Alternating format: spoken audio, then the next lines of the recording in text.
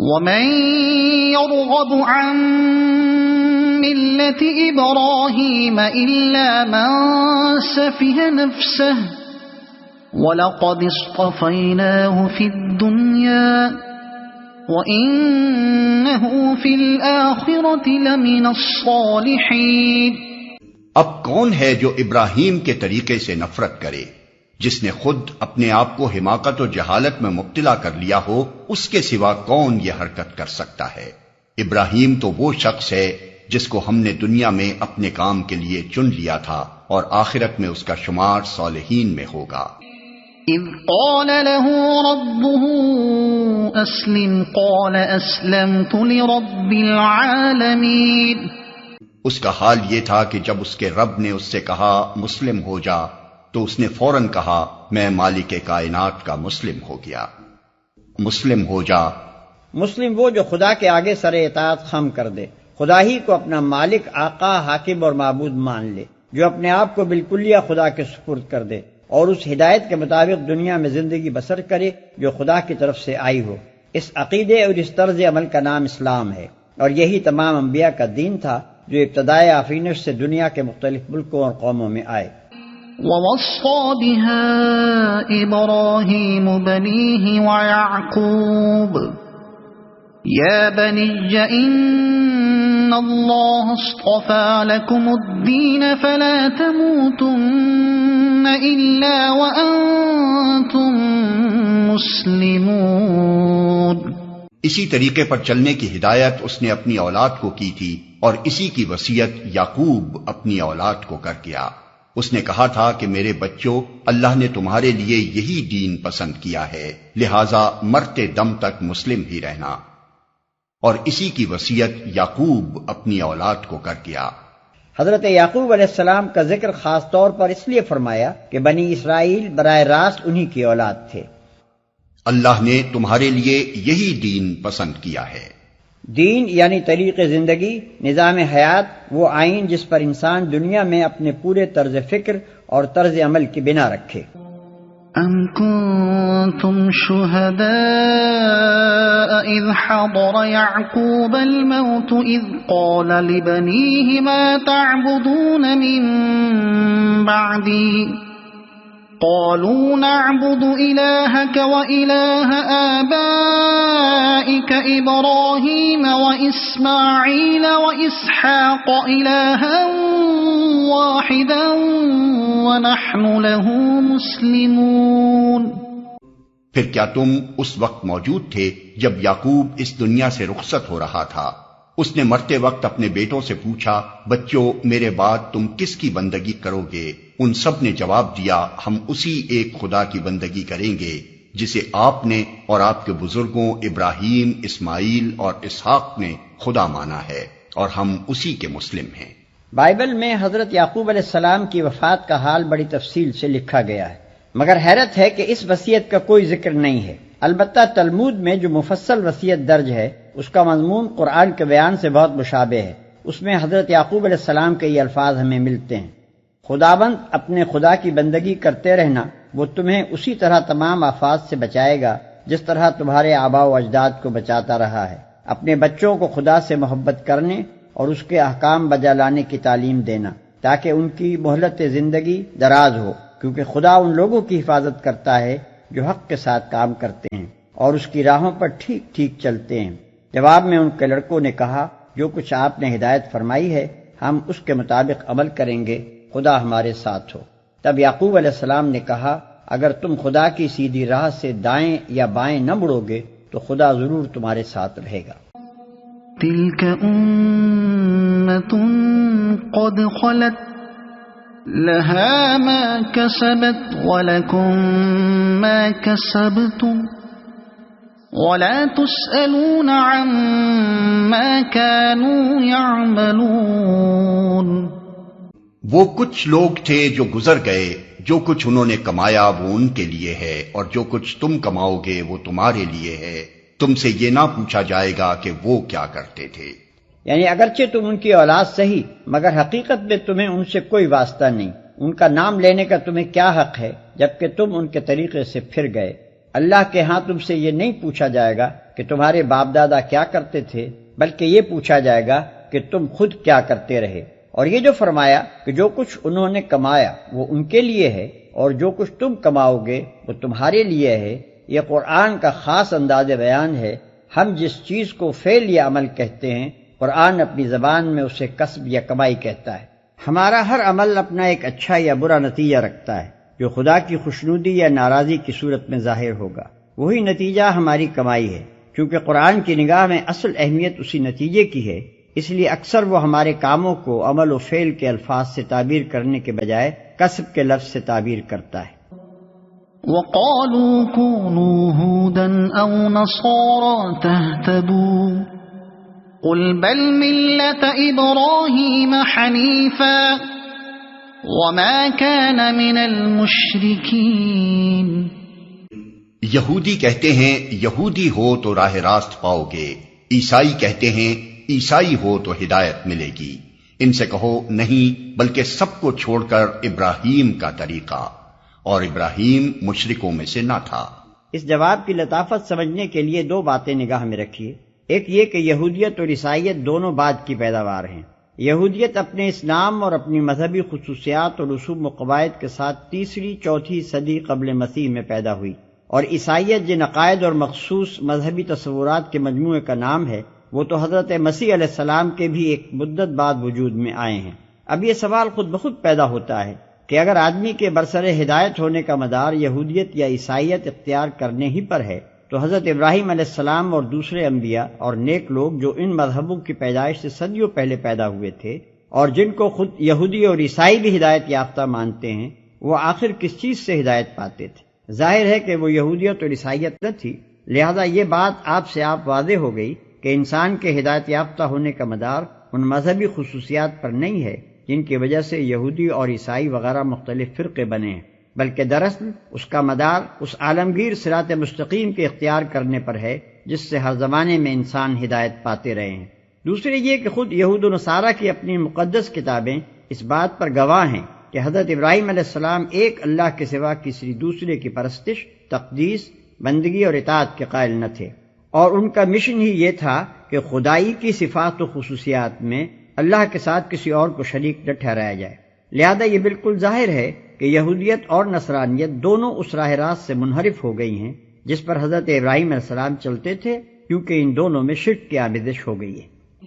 قولوا آمنا بالله وما أنزل إلينا وما أنزل إلى إبراهيم وإسماعيل وإسحاق وما أنزل إلى إبراهيم وإسماعيل وإسحاق ويعقوب والأسباط وما أوتي موسى وعيسى وما أوتي النبيون من ربهم لا نفرق بين أحد منهم ونحن له مسلمون۔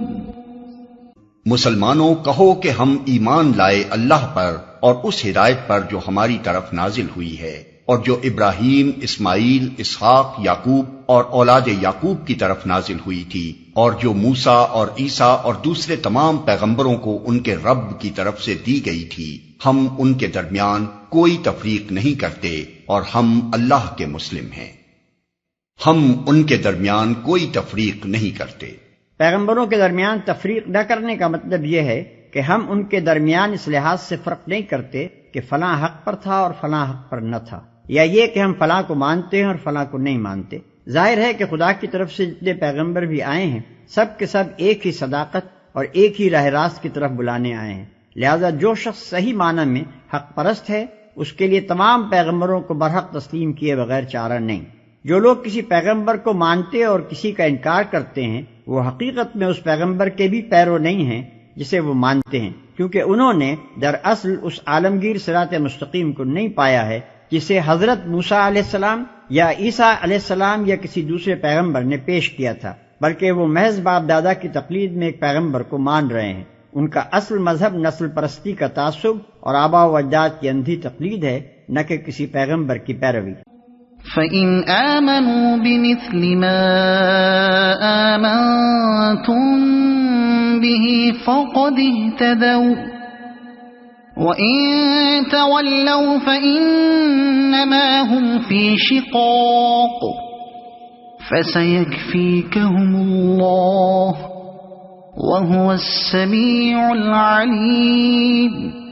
پھر اگر وہ اسی طرح ایمان لائیں جس طرح تم لائے ہو تو ہدایت پر ہیں، اور اگر اس سے منہ پھیریں تو کھلی بات ہے کہ وہ ہٹ دھرمی میں پڑ گئے ہیں، لہذا اطمینان رکھو کہ ان کے مقابلے میں اللہ تمہاری حمایت کے لیے کافی ہے، وہ سب کچھ سنتا اور جانتا ہے۔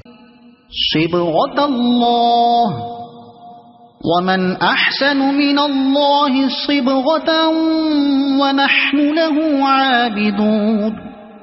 کہو اللہ کا رنگ اختیار کرو، اس کے رنگ سے اچھا اور کس کا رنگ ہوگا، اور ہم اسی کی بندگی کرنے والے لوگ ہیں۔ اللہ کا رنگ اختیار کرو۔ اس آیت کے دو ترجمے ہو سکتے ہیں، ایک یہ کہ ہم نے اللہ کا رنگ اختیار کر لیا، دوسرے یہ کہ اللہ کا رنگ اختیار کرو۔ مسیحیت کے ظہور سے پہلے یہودیوں کے ہاں یہ رسم تھی کہ جو شخص ان کے مذہب میں داخل ہوتا اسے غسل دیتے تھے، اور اس غسل کے معنی ان کے ہاں یہ تھے کہ گویا اس کے گناہ دھل گئے اور اس نے زندگی کا ایک نیا رنگ اختیار کر لیا۔ یہی چیز بعد میں مسیحیوں نے اختیار کر لی۔ اس کا اصطلاحی نام ان کے ہاں استباغ بپتسمہ ہے، اور یہ استباغ نہ صرف ان لوگوں کو دیا جاتا ہے جو ان کے مذہب میں داخل ہوتے ہیں بلکہ بچوں کو بھی دیا جاتا ہے۔ اسی کے متعلق قرآن کہتا ہے کہ اس رسمی استباغ میں کیا رکھا ہے، اللہ کا رنگ اختیار کرو جو کسی پانی سے نہیں چڑھتا بلکہ اس کی بندگی کا طریقہ اختیار کرنے سے چڑھتا ہے۔ قل اتحاجوننا فی اللہ وهو ربنا وربکم وَلَنَا أَعْمَالُنَا وَلَكُمْ أَعْمَالُكُمْ وَنَحْنُ لَهُ مُخْلِصُونَ۔ اے نبی، ان سے کہو کیا تم اللہ کے بارے میں ہم سے جھگڑتے ہو، حالانکہ وہی ہمارا رب بھی ہے اور تمہارا رب بھی۔ ہمارے اعمال ہمارے لیے ہیں، تمہارے اعمال تمہارے لیے، اور ہم اللہ ہی کے لیے اپنی بندگی کو خالص کر چکے ہیں۔ ہمارا رب بھی ہے اور تمہارا رب بھی۔ یعنی ہم یہی تو کہتے ہیں کہ اللہ ہی ہم سب کا رب ہے اور اسی کی فرمانبرداری ہونی چاہیے۔ کیا یہ بھی کوئی ایسی بات ہے کہ اس پر تم ہم سے جھگڑا کرو؟ جھگڑے کا اگر کوئی موقع ہے بھی تو وہ ہمارے لیے ہے نہ کہ تمہارے لیے، کیونکہ اللہ کے سوا دوسروں کو بندگی کا مستحق تم ٹھہرا رہے ہو نہ کہ ہم۔ اتحاجوننا فی اللہ کا ایک ترجمہ یہ بھی ہو سکتا ہے کہ کیا تمہارا جھگڑا ہمارے ساتھ فی سبیل اللہ ہے؟ اس صورت میں مطلب یہ ہوگا کہ اگر واقعی تمہارا یہ جھگڑا نفسانی نہیں ہے بلکہ خدا واسطے کا ہے تو یہ بڑی آسانی سے طے ہو سکتا ہے۔ ہم اللہ ہی کے لیے اپنی بندگی کو خالص کر چکے ہیں۔ یعنی تم اپنے اعمال کے ذمہ دار ہو اور ہم اپنے اعمال کے۔ تم نے اگر اپنی بندگی کو تقسیم کر رکھا ہے اور اللہ کے ساتھ دوسروں کو بھی خدائی میں شریک ٹھہرا کر ان کی پرستش اور اطاعت بجا لاتے ہو تو تمہیں ایسا کرنے کا اختیار ہے۔ اس کا انجام خود دیکھ لو گے۔ ہم تمہیں زبردستی اس سے روکنا نہیں چاہتے، لیکن ہم نے اپنی بندگی، اطاعت اور پرستش کو بالکل اللہ ہی کے لیے خالص کر دیا ہے۔ اگر تم تسلیم کر لو کہ ہمیں بھی ایسا کرنے کا اختیار ہے تو خواہ مخواہ کا یہ جھگڑا آپ ہی ختم ہو جائے۔ ام تقولون ان ابراہیم واسماعیل واسحاق ویعقوب والاسباط كانوا هودا او نصارا قل أأنتم أعلم أم الله ومن أظلم ممن كتم شهادة عنده من الله وما الله بغافل عما تعملون۔ یا پھر کیا تمہارا کہنا یہ ہے کہ ابراہیم، اسماعیل، اسحاق، یعقوب اور اولاد یعقوب سب کے سب یہودی تھے یا نصرانی تھے؟ کہو تم زیادہ جانتے ہو یا اللہ؟ اس شخص سے بڑا ظالم اور کون ہوگا جس کے ذمے اللہ کی طرف سے ایک گواہی ہو اور وہ اسے چھپائے؟ تمہاری حرکات سے اللہ غافل تو نہیں ہے۔ تم زیادہ جانتے ہو یا اللہ؟ یہ خطاب یہود و نصارہ کے ان جاہل عوام سے ہے جو واقعی اپنے نزدیک یہ سمجھتے تھے کہ یہ جلیل القدر انبیاء سب کے سب یہودی یا عیسائی تھے۔ تمہاری حرکات سے اللہ غافل تو نہیں ہے۔ یہ خطاب ان کے علماء سے ہے جو خود بھی اس حقیقت سے ناواقف نہ تھے کہ یہودیت اور عیسائیت اپنی موجودہ خصوصیات کے ساتھ بہت بعد میں پیدا ہوئی ہیں، مگر اس کے باوجود وہ حق کو اپنے ہی فرقوں میں محدود سمجھتے تھے اور عوام کو اس غلط فہمی میں مبتلا رکھتے تھے کہ انبیاء کے مدتوں بعد جو عقیدے، جو طریقے اور جو اجتہادی ضابطے اور قاعدے ان کے فقہا، صوفیہ اور متکلمین نے وضع کیے، انہی کی پیروی پر انسان کی فلاح اور نجات کا مدار ہے۔ ان علماء سے جب پوچھا جاتا تھا کہ اگر یہی بات ہے تو حضرت ابراہیم، اسحاق، یعقوب وغیرہ انبیاء علیہم السلام آخر تمہارے ان فرقوں میں سے کس سے تعلق رکھتے تھے، تو وہ اس کا جواب دینے سے گریز کرتے تھے، کیونکہ ان کا علم انہیں یہ کہنے کی تو اجازت نہ دیتا تھا کہ ان بزرگوں کا تعلق ہمارے ہی فرقے سے تھا، لیکن اگر وہ صاف الفاظ میں یہ مان لیتے کہ یہ انبیاء نہ یہودی تھے نہ عیسائی تو پھر ان کی حجت ہی ختم ہوئی جاتی تھی۔ تلك أمة قد خلت لها ما كسبت ولكم ما كسبتم ولا تسألون عما كانوا يعملون۔ وہ کچھ لوگ تھے جو گزر چکے، ان کی کمائی ان کے لیے تھی اور تمہاری کمائی تمہارے لیے، تم سے ان کے اعمال کے متعلق سوال نہیں ہوگا۔